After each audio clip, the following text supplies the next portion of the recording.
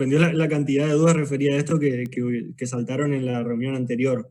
Por favor, si hay algo que no quedó claro o quisieran intercambiar algunas palabras, me dicen y le habilito el micrófono y despejamos las dudas.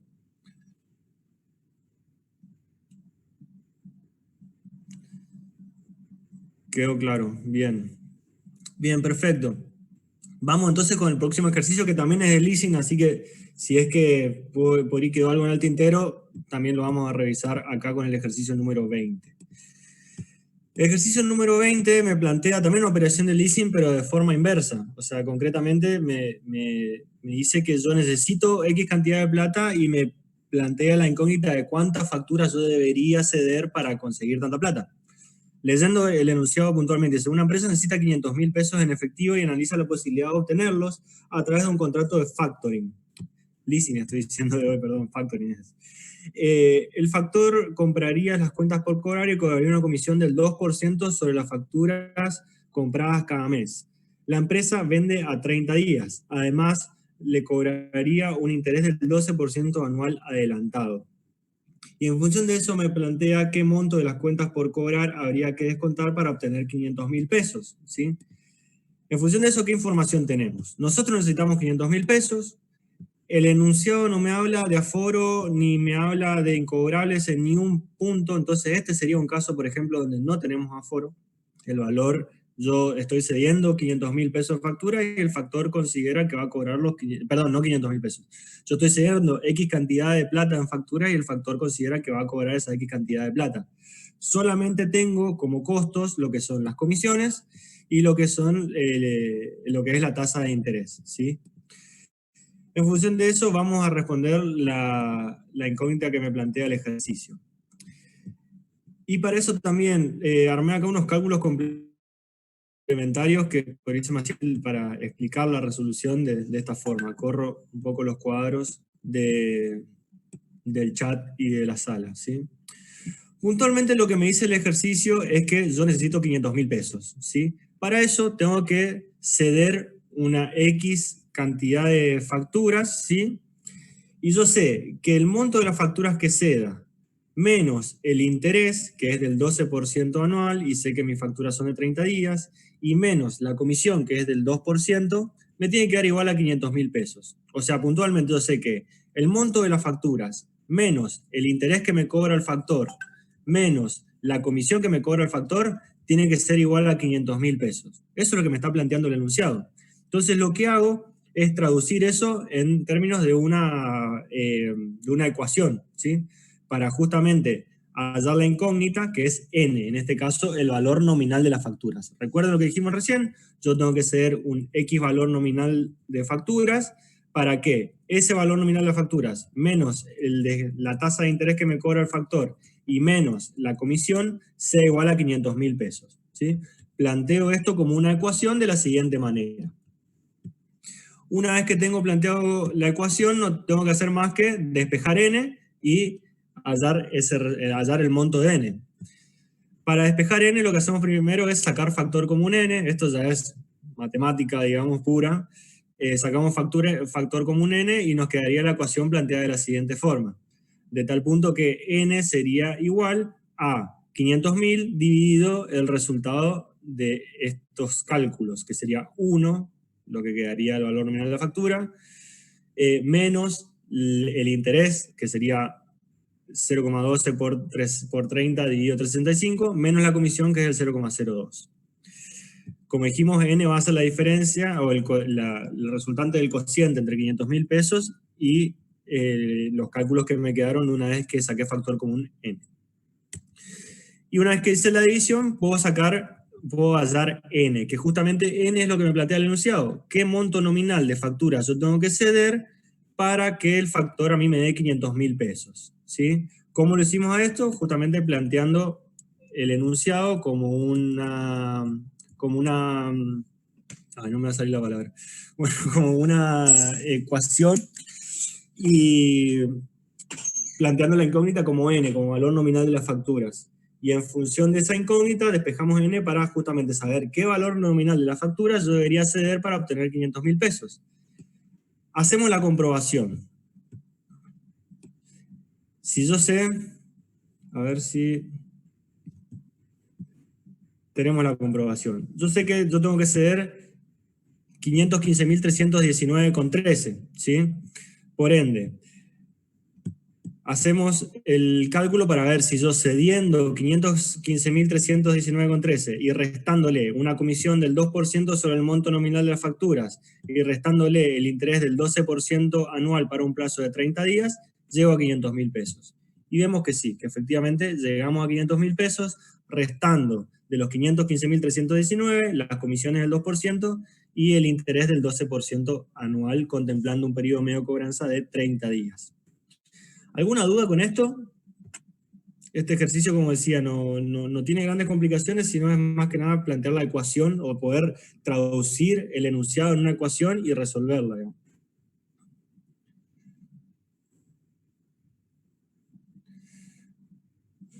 ¿Se entendió esto? ¿Se entiende? ¿No, profe? ¿Se entiende? Perfecto. Bien. Vamos entonces a lo que sería el punto 2 de este ejercicio 19, que me plantea cuál es el costo total del contrato de factoring. Bien. Podemos sacar el costo total en porcentaje como tasa efectiva y podemos sacar el costo total nominal. Vamos a hacer las dos. Para hacer el costo total como tasa efectiva, recordemos que esto es una operación simple, es decir, solamente tengo dos movimientos financieros, yo recibo plata y al cabo de 30 días la devuelvo, si lo queremos leer de esa forma. Entonces sacamos la tasa efectiva de acuerdo a reintegrado sobre el prestado o valor final sobre el valor actual, sabiendo que valor final, es decir, el monto nominal de las facturas que yo estoy cediendo es de 515.391,13 y que el valor actual es de 500.000 pesos, es lo que yo voy a recibir. A su vez, yo sé que esto me daría la tasa efectiva para el plazo de la operación, que es de 30 días. Entonces, exponencialmente, es decir, elevándolo a 365 sobre 30 y restando el resultado menos 1, obtengo la tasa efectiva anual de la operación. O sea, el costo financiero real de la operación es un 44,61%. ¿Sí? Lo hacemos, como decíamos, aplicando la fórmula de reintegrado sobre prestado y exponencialmente llevamos la tasa del plazo de la operación a un plazo anual. Así tenemos lo que es el costo efectivo anual de la operación en porcentaje, y para sacar el costo nominal no hacemos más que restar el valor nominal de las facturas que estamos cediendo y el valor que yo recibo. Yo cedo 515.391,13 de factura y recibo 500.000 pesos, por ende el costo nominal es de 15.391. No le veo grandes complicaciones a este punto 2, pero bueno, si hay alguna duda, por favor me la dicen. Mientras tanto, voy avanzando con lo que es el punto número 3, que me dice, si la empresa necesita 750.000 pesos, ¿cuál es el costo total? A ver, me plantea el costo total, no me especifica si es el costo total nominal o es el costo total porcentual, por así decirlo, en tasa, así que vamos a hallar las dos. Ya sea para hallar el costo total en tasa o hallar el costo total nominal, yo tengo que hallar justamente el mismo dato que sacamos en el punto 1. Si yo necesito 750.000 pesos ya, ¿cuántos yo tengo que ceder de facturas? ¿Sí?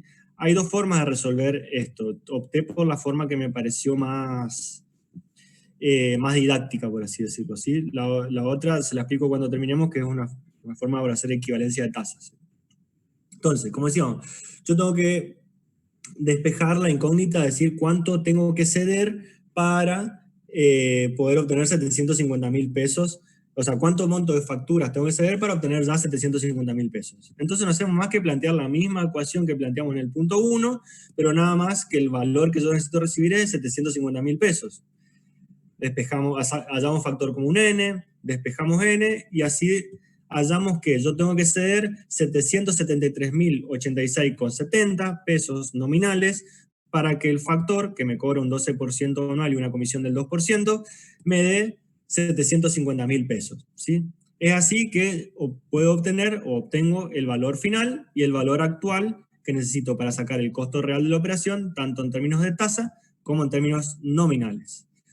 Y así es que hallamos que en términos de tasa va a ser valor final sobre el valor actual, así hallamos la tasa efectiva de la operación, y a eso lo pasamos a términos anuales de forma exponencial, es decir, elevándolo a 365, elevándolo por 365 sobre 30, y a todo eso lo restamos a menos 1.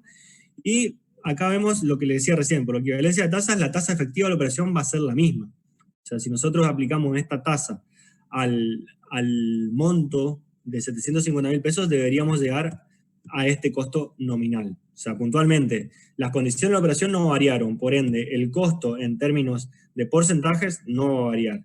El costo nominal sí va a variar porque justamente van a variar los montos que yo estoy requiriendo y los montos que estoy cediendo.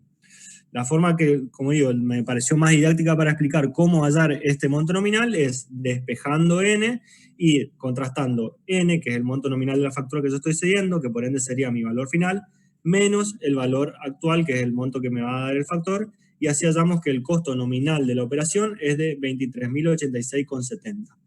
¿Sí? ¿Alguna duda con esta operación, con este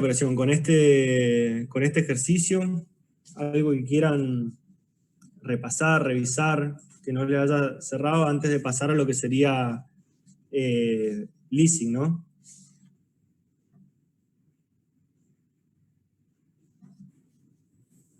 ¿Se entiende? Bien, perfecto. Perfecto. Una cosita más que lo que le decía de la otra forma es hallando, como decía, la tasa de la operación, la tasa efectiva de la operación, que la íbamos a hallar haciendo los 700, el valor final sobre el valor actual.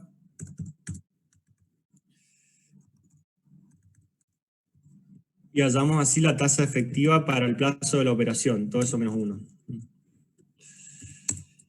Y aplicando esa tasa de la operación al monto de las facturas que yo tengo que recibir, debería obtener el costo.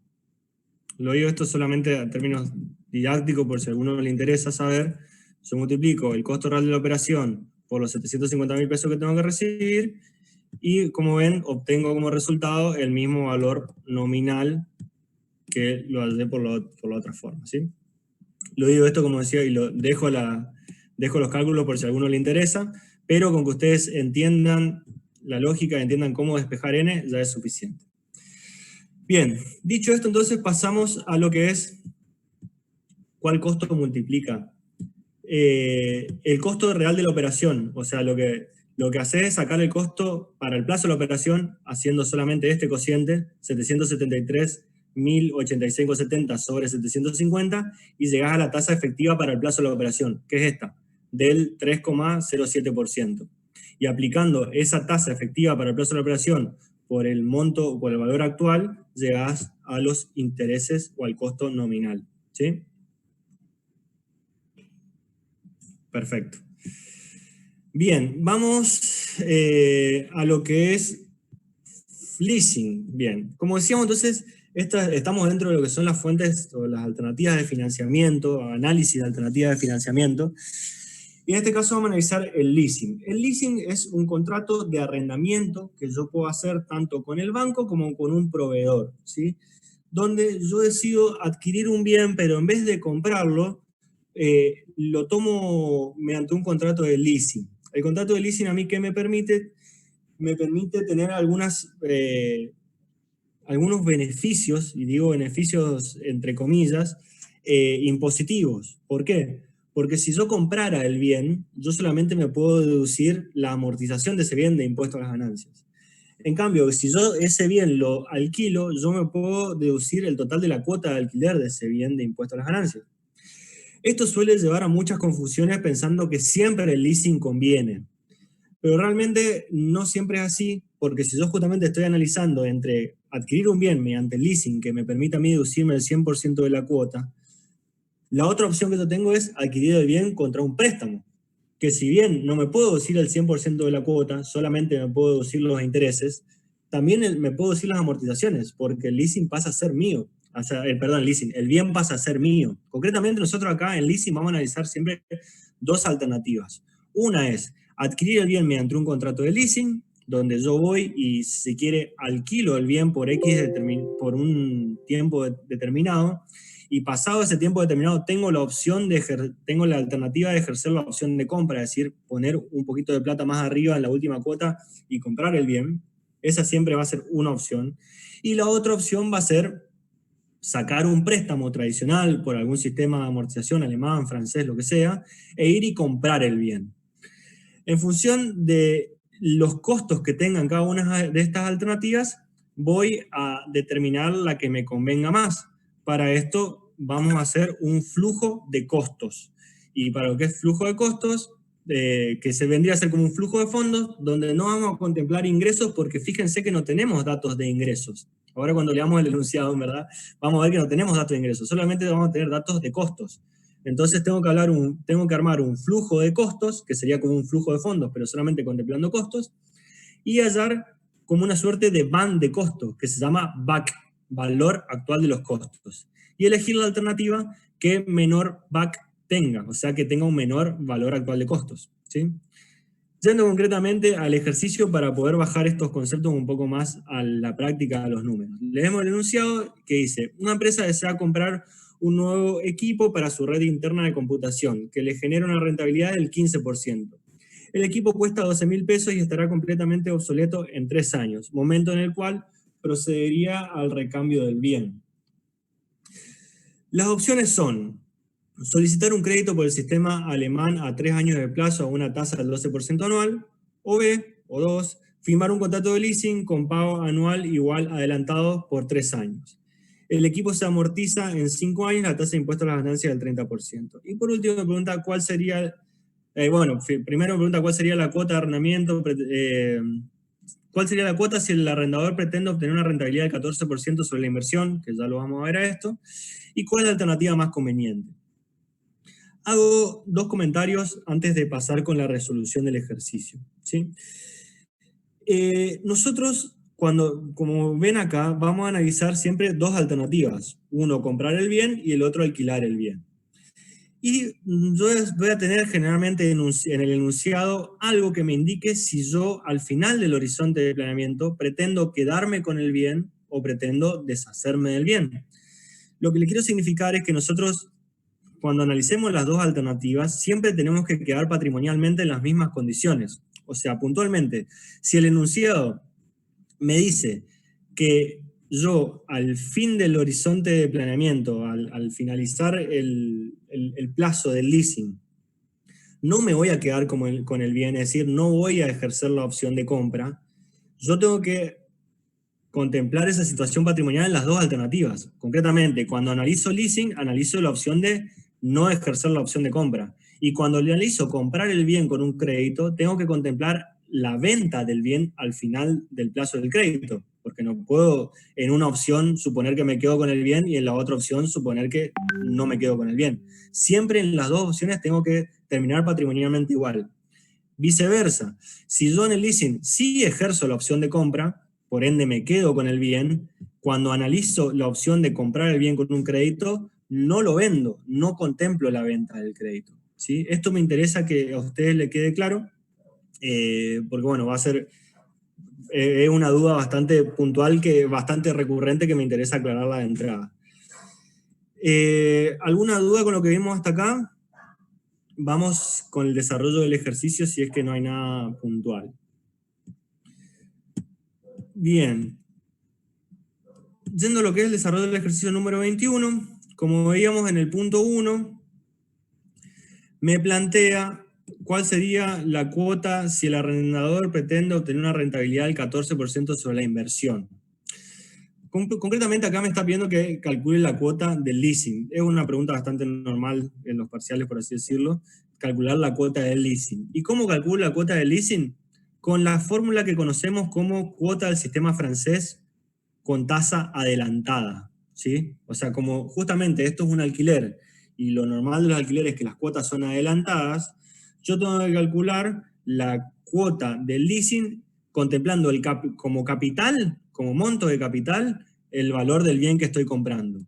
Como tasa de interés, el rendimiento que pretende obtener la empresa de leasing.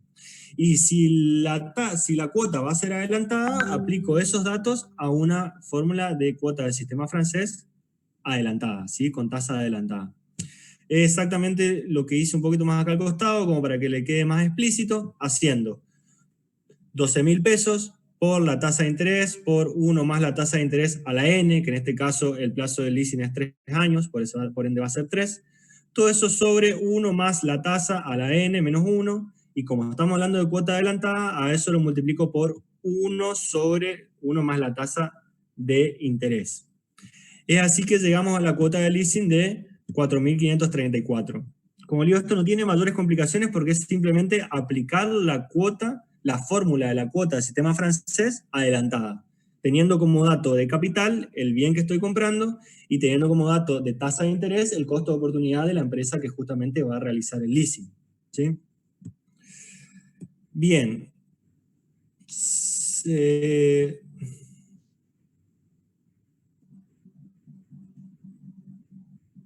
Perdón, sí, estoy diciendo alemán es francés, perdón. Sí, eso, son cuotas constantes de francés.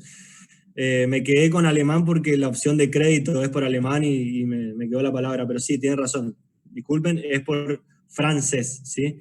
La cuota del leasing, para repetirlo, ustedes van a calcular la cuota del leasing aplicando la fórmula de la cuota adelantada del sistema francés, tomando como capital el monto del bien y tomando como tasa de interés el costo de oportunidad del inversionista. Perdón la confusión, es la cuota del sistema francés, no alemán, porque de hecho alemán no tenemos cuotas constantes, sino que tenemos cuotas decrecientes, no podría ser nunca una cuota de un leasing por el sistema alemán. Pero bueno, gracias por la corrección, disculpen por la confusión. Se calcula por la fórmula de la cuota adelantada del sistema francés. El enunciado dice alemán, respondiendo a la pregunta de Gabriel, porque uno va a contrastar la opción de leasing con la opción de un crédito por el sistema alemán, ¿sí? O sea, ahora cuando vayamos a la resolución del ejercicio, una vez que despejamos el valor de la cuota, vamos a ver justamente el análisis, ¿sí? El leasing es francés, perfecto. El leasing es francés, adelantado si son cuotas adelantadas. Si son cuotas vencidas, obviamente vencidas, ¿sí? Pero el leasing siempre la cuota es por sistema francés. En este caso yo voy a contrastar la opción de leasing con la opción de un préstamo. Ese préstamo es por el sistema de amortización alemán. Puntualmente, yendo al mismo ejercicio, nosotros tenemos una opción A que generalmente se llama alternativa de compra, cuando yo voy a sacar un préstamo y voy a comprar el bien. Esa alternativa de compra contempla un préstamo de 12.000 pesos a 3 años a una tasa de interés del 12% por el sistema de amortización alemán. Lo que hacemos entonces es justamente armar la tabla de evolución del préstamo con los datos de las cuotas, de los intereses, la amortización, todo lo que requiere todo lo que requiere la tabla de evolución de un préstamo, ¿sí? Y en función de eso vamos a empezar a armar lo que es el flujo de fondos de comprar, o el flujo de costos, por ahí me gustaría llamarle. Digo flujo de costos porque nosotros justamente acá vamos a concentrarnos principalmente en los costos que me va a implicar cada alternativa y en los ahorros de costos que voy a tener por cada una de las alternativas. O sea, puntualmente, en este caso, yo estoy planteando sacar un préstamo y comprar el bien. En este caso, ¿qué costos voy a tener? Por un lado voy a tener el costo de la cuota que voy a pagar, ¿sí? Y no tengo otro costo relacionado. Y por otro lado, me tengo que preguntar qué ahorros de costos tengo por justamente comprar el bien en estas condiciones. Recuerden que yo compro el bien pasa a ser parte de mi patrimonio, por ende, yo puedo deducirme las amortizaciones de ese bien de impuesto a las ganancias. Pues el ahorro impositivo que vaya a tener por las amortizaciones van a contemplar una parte de los ingresos o ahorros de costo que tengo por esta opción. Y por otro lado, yo sé que también que estoy comprando el bien mediante un préstamo bancario que tiene tasa de interés, y recordemos también que esa tasa de interés la puedo deducir de impuesto a las ganancias. Por ende, voy a tener un ahorro de impuestos, que sería como una suerte de ingreso, por eso lo ponemos con signo negativo. Tengo un ahorro de impuestos por la deducción de los intereses. Vamos a completar el cuadro como para ir bajando esto más a los números, ¿sí? Como dijimos, armamos un flujo de fondos contemplando costos principalmente. Como todo flujo de fondos va a tener un momento cero y los sucesivos meses que hacen al horizonte de planeamiento, en este caso coinciden con el plazo del préstamo. En cuanto empezamos analizando el momento cero y vemos qué pasa. Yo por un lado tengo que comprar el bien, lo cual implica un costo, una salida de plata de 12.000 pesos, y por otro lado recibo un préstamo de 12.000 pesos, que como estamos en un flujo de costos, contemplo los ingresos con signo negativo, ¿sí? Esto es importante, los costos van con signo positivo y los ingresos o ahorros de costos van con signo negativo, ¿sí? Entonces, en este caso, como tengo tanto el ingreso como el egreso por el mismo monto, voy a tener el momento cero neteado, ¿sí? No tengo inversión inicial porque voy a financiar todo con ese préstamo bancario. Una vez que tengo esto determinado, voy analizando justamente el flujo de costos y me empiezo preguntándome qué costos tengo que afrontar para comprar el bien en estas condiciones. El único costo que tengo que afrontar para comprar el bien en estas condiciones es la cuota de préstamo, ¿sí?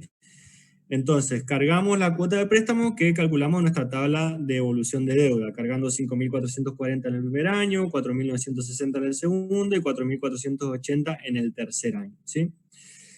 Una vez que cargué los costos de estas alternativas, tengo que empezar a preguntarme qué ahorros de costo tengo por esta alternativa. Como dijimos, voy a tener primero un ahorro impositivo por las amortizaciones. Recuerden que yo estoy comprando el bien. Entonces, como lo compro, pasa a ser de mi patrimonio, por ende me puedo deducir las amortizaciones. Y para eso tenemos que preguntarnos qué amortizaciones anuales yo voy a poder computar por comprar este bien. Si revisamos el enunciado nos dice que el bien se amortiza en 5 años totalmente y que tiene un valor de 12.000 pesos. Entonces, haciendo los 12.000 pesos dividido 5, saco la amortización anual. Yo sé que por año me voy a poder deducir en concepto de amortizaciones 2.400 pesos, ¿sí? Y ahora, con este dato, lo que tengo que calcular justamente es el ahorro impositivo que tengo por estas amortizaciones. ¿De cuánto va a ser el ahorro impositivo? Puntualmente, del gasto que estoy deduciendo por la tasa de impuesto a las ganancias. Yo sé que la tasa de impuesto a las ganancias es del 30%, entonces multiplico 2.400 por 0.3 y llego a lo que sería el ahorro de impuestos por amortizaciones, que como vemos, esto está en nuestro flujo de costos con signo negativo. ¿Por qué con signo negativo? Porque es un ahorro de costos, viene a operar como un ingreso, ¿sí? ¿Hasta acá me entienden bien? ¿Hasta acá hay alguna duda?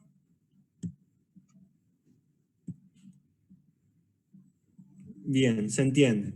Nos quedan 10 minutos, así que si les parece, terminemos este ejercicio y cortamos acá y el lunes que viene retomamos con lo que sería el finalizar leasing, digamos, ¿sí?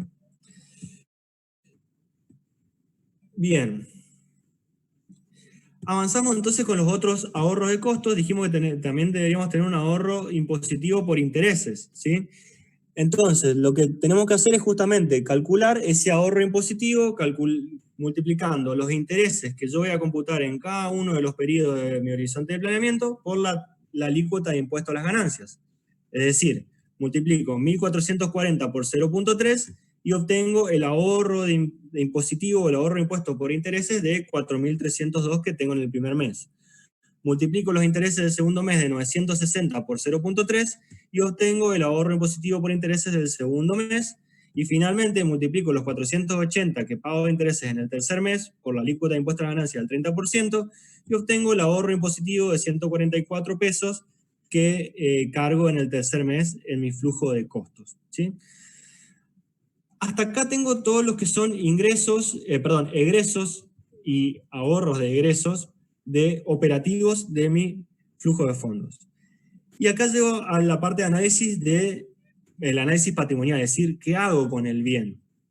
Puntualmente lo que me dice el enunciado es que dice, estará completamente obsoleto en 3 años, momento en el cual procedería al recambio del bien. O sea, lo que está planteando el enunciado es que después de los 3 años yo me voy a deshacer del bien. Por ende, cuando está analizando el leasing, no voy a ejercer la opción de compra. Y lo que tengo que hacer cuando estoy analizando la opción de comprar, mediante un préstamo bancario, es justamente vender el bien al final del horizonte de planeamiento, ¿sí? Veamos qué información tenemos para justamente ver el impacto económico de la venta del bien. Por un lado, tenemos que reflejar el ingreso que yo percibiría por vender el bien al final del horizonte de planeamiento. Pero el enunciado me dice que al cabo de los 3 años el bien es totalmente obsoleto. Entendemos que no tiene un valor cero, ni como chatarra lo puedo vender, ¿sí? Entonces, el valor de venta del bien va a ser cero. Pero después, por otro lado, también tenemos que analizar el impacto impositivo que voy a tener por la venta de ese bien. Para eso tenemos que sacar el resultado de la venta del equipo. Y si recordamos lo que habíamos visto en proyectos, el resultado de la venta de un bien de uso iba a ser el precio de venta menos el valor residual. Precio de venta sabíamos que iba a ser de 0. Y el valor residual sabíamos que lo sacábamos de la diferencia entre el valor al origen y las amortizaciones acumuladas. Valor al origen, sabemos que es de 12.000 pesos. Amortización acumulada surge a ser los 2.400 pesos de amortización anuales por los 3 años del horizonte de planeamiento. Puntualmente hace 2.400 por 3, llega a amortizaciones acumuladas de 7.200 pesos y por ende un valor residual de 4.800 pesos. Volvemos a la fórmula de resultado de la venta del equipo y determinamos que el resultado de la venta del equipo es una pérdida, es de menos 4.800 pesos. Y como toda pérdida, a mí me va a implicar un menor impuesto a las ganancias que calcular. Por ende, calculo el impacto impositivo de esta pérdida. ¿Cuál va a ser el impacto impositivo de esta pérdida? Pues el 30% de la pérdida. Eso va a ser el menor impuesto que voy a pagar por computar esta pérdida. Entonces, no hacemos más que calcular la pérdida por la venta del bien de uso, o la venta del equipo, por la alícuota de impuesto a ganancia del 30%, y llegamos al ahorro impositivo por la venta del equipo. Un dato también importante acá. Esto va con signo negativo porque me implica un menor impuesto a las ganancias a pagar. ¿Por qué me implica un menor impuesto a las ganancias a pagar? Porque el resultado de la venta del equipo fue pérdida. ¿Qué pasaría si el resultado de la venta del equipo es ganancia? Si yo tengo un resultado positivo, una ganancia, eso me va a implicar un mayor impuesto a las ganancias a pagar. Por ende, metodológicamente tengo que hacer exactamente lo mismo. Calcular el resultado por la alícuota de impuesto a la ganancia y cargarlo en mi flujo de costos. Pero como en ese caso va a ser un mayor costo, lo tengo que cargar con signo positivo, ¿sí? O sea, puntualmente, si yo en el resultado de la venta del bien de uso tengo pérdida, calculo el ahorro impositivo con signo negativo, ¿sí? Porque eso me va a implicar un menor impuesto a la ganancia a pagar, por ende lo considero como un ingreso. Si por lo contrario, yo del resultado de la venta del bien de uso tengo una ganancia, eso me va a implicar un mayor impuesto a la ganancia a pagar, por ende me va a implicar un mayor costo. Por ende, calculo el impacto impositivo con signo positivo. Calculo el 30% del resultado positivo de la venta del bien de uso y lo cargo con signo positivo en mi flujo de costos. En ese caso se llamaría desahorro de impuesto a la ganancia por parte del equipo, y sí, podría ser llamarlo así, no pasa nada igual si le pones ahorro impositivo. Lo importante es que esté con el signo que tiene que estar, ¿sí? Respondo una pregunta que creo que me la mandó por privado un alumno.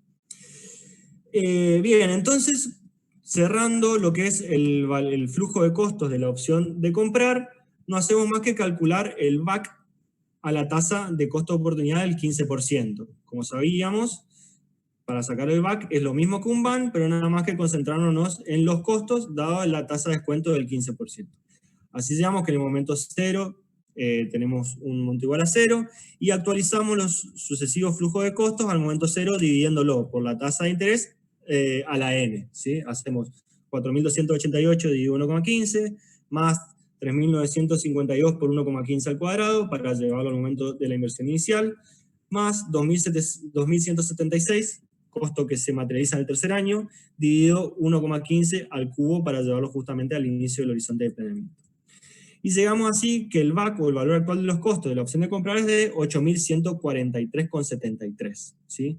Yo, una vez que tengo este dato, lo que tengo que hacer es calcular el VAC de la opción de leasing y quedarme con la opción que menor VAC o menor valor actual de los costos me implique. Vamos por ello si nos da el tiempo. La opción de leasing igual es súper fácil. Como decía, en la opción de leasing yo tengo que reflejar acá lo que efectivamente va a pasar en este caso. Como yo no tengo opción de compras, no voy a tener más egreso que la cuota adelantada que le tengo que pagar a la empresa con el cual hago leasing. Entonces, no hago más que cargar el valor de la cuota que calculamos en el punto 1 en cada uno de los periodos correspondientes. Como la cuota es adelantada, consideramos la primera cuota como la inversión, ¿sí? O sea, yo tengo que pagar la primera cuota para empezar a ocupar del bien. Por ende, esa primera cuota la ponemos en el momento 0. Y así cargamos las 3 cuotas correspondientes en los meses correspondientes. Si cargo la primera cuota en el momento 0, tengo que cargar la cuota 2 en el momento 1 y la cuota 3 en el momento 2. Analizamos qué otro costo tenemos. Acá nos tenemos que preguntar si tenemos costo de mantenimiento, y no nos está planteando ningún costo de mantenimiento en este caso, ya lo vamos a ver en el ejercicio siguiente. Y si tenemos opción de compra, que tampoco el enunciado en verdad el enunciado nos dice que nos vamos a deshacer del bien al cabo de los 3 meses, por ende entendemos que no tenemos opción de compra. Por ende, no tenemos más costos relacionados a la opción de leasing. Tenemos que pasar a la parte de ingresos o de ahorro de costos. Y como lo decía en un principio, en la opción de leasing yo tengo el ahorro impositivo por la cuota entera. Es decir, el ahorro impositivo va a ser el monto de la cuota por la alícuota de impuesto a las ganancias. Si yo multiplico el monto de la cuota de 4.534 por la alícuota de impuesto a las ganancias del 30%, error. Del 30% llego al ahorro impositivo de 1.360, es decir, yo voy a pagar 1.360 menos de impuesto a las ganancias por el hecho de pagar esta cuota de leasing. Pues cargo el ahorro impositivo en cada uno de los periodos que corresponde. Como yo voy a restar la cuota 1 del mes 1, lo cargo en el mes 1. Como voy a restar la cuota 2 del mes 2, lo cargo en el mes 2. Y como voy a restar la cuota 3 del mes 3, lo cargo en el mes 3. Y una vez que tengo cargado tanto los costos como los ahorros impositivos, armo mi flujo de costos. Y en función del flujo de costos que tengo armado, calculo el VAC, llevando al valor actual o al momento inicial cada uno de los flujos de costos que fui materializando. Una particular también acá, como en el último año tengo un flujo negativo, a la hora de calcular el VAC lo pongo con signo negativo. Pero bueno, aplicando la fórmula del VAC, como les decía, llegamos al valor actual de los costos de la opción de leasing de 8.799. Y con estos resultados, le pregunto, sabiendo que la opción de leasing tiene un valor, un VAC de 8.799, y la opción de comprar el bien con un préstamo tiene un VAC de 8.174, ¿qué opción me conviene más? ¿Comprar o arrendar? Concretamente me va a convenir comprar, exactamente, la primera, porque tengo un menor valor actual de los costos. Miren, estamos súper justo de tiempo, creo que en un par de minutos esto se va a cortar. Si tienen dudas, no tengo problema que retomemos y lo vemos. Si no, si quieren, cortamos acá y seguimos el lunes que viene con los otros ejercicios de leasing, que son 3 ejercicios más.